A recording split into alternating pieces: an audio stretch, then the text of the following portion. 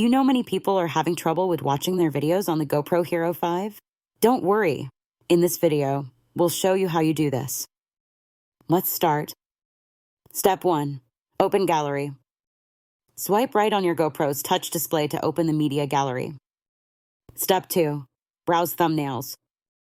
Browse through the thumbnails to find your videos and photos. Step 3. Select Video. Tap the video you want to watch, and it will open in full screen. Step 4. Play Video.